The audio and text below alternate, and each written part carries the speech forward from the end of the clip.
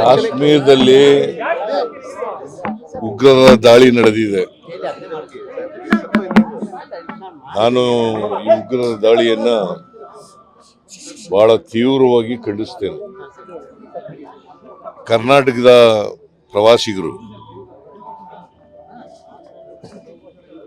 ಇಬ್ಬರು ಮೃತರಾಗಿದ್ದಾರೆ. ಒಬ್ರು ಮಂಜುನಾಥ್ ಅಂತ, ಇನ್ನೊಬ್ರು ಭರತ್ ಭೂಷಣ್ ಅಂತ. ನಾನು ಈಗಾಗಲೇ ಅಧಿಕಾರಿಗಳ ತಂಡ ಕಳಿಸಿದ್ದೀನಿ. ಜೊತೆಗೆ ಕಾರ್ಮಿಕ ಸಚಿವರಾದಂಥ ಸಂತೋಷ್ ಅವ್ರನ್ನು ಕೂಡ ಕಳಿಸಿದ್ದೀನಿ. ಅವರು ಯಾರ್ಯಾರು ಇದ್ದಾರೆ ಕನ್ನಡಿಗರು ಅಲ್ಲಿ ಅವ್ರನ್ನೆಲ್ಲ ವಾಪಸ್ ಕರ್ಕೊಬರೋಕ್ಕೆ ಸೇಫ್ ಆಗಿ ಒಂದು ವಿಶೇಷವಾದಂಥ ವಿಮಾನ ಮಾಡ್ಕೊಂಡು ಕರ್ಕೊಬಾ ಅಂತ ಹೇಳಿದ್ರು.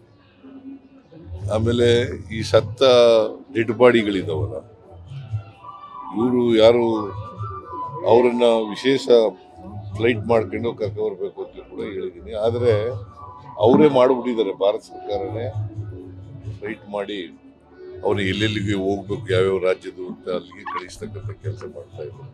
ಒಂದು ವೇಳೆ ಮಾಡಿದ್ರೆ ನೀವು ಮಾಡಿ ಅಂತ ಹೇಳಿದ್ದೀನಿ. ಸೊ ಇದು ನನಗನ್ಸುತ್ತೆ ಈ ದಾಳಿ ಪ್ಲ್ಯಾಂಡ್ ಅವ್ರು ಯಾವುದೇ ಆಗಿರಲಿ, ಯಾರೇ ಇರಲಿ, ಇದನ್ನ ಖಂಡಿಸ್ತೇನೆ ನಾನು. ಉಗ್ರರ ದಾಳಿ ನಡೀಲಿಕ್ಕೆ ಆಗಬಾರ್ದು, ಉಗ್ರರ ದಾಳಿ ನಡೀಬಾರ್ದು. ಯಾವುದೇ ಜಾತಿ ಧರ್ಮದವರು ಕೂಡ ಇದ್ರೂ ಕೂಡ ಇದು ಪ್ರಾಣ ಹತ್ಯೆ ಆಗ್ತಕ್ಕಂಥ ವಿಚಾರ. ಸುಮಾರು 26-27 ಜನ ಸತ್ತಿದ್ದಾರೆ ಅಂತ ವರದಿ ಇದೆ. ಇದು ಒಂದು ದೊಡ್ಡ ದಾಳಿ, ಇದು ಭೀಕರವಾದಂಥ ದಾಳಿ. ಈ ಭೀಕರವಾದಂಥ ಉಗ್ರರ ದಾಳಿಯನ್ನ ಕರ್ನಾಟಕ ಸರ್ಕಾರ ತೀವ್ರವಾಗಿ ಖಂಡಿಸ್ತದೆ.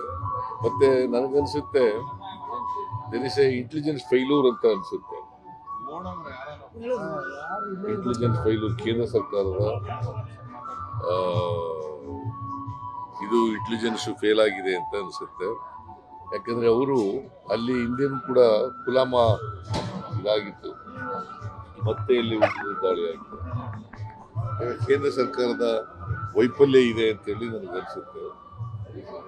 ಸೊ ಅದನ್ನ ಈ ದಾಳಿ ನೋಡಿ ಅದನ್ನ ಇನ್ನ ವಿಚಾರ ಮಾಡಬೇಕು.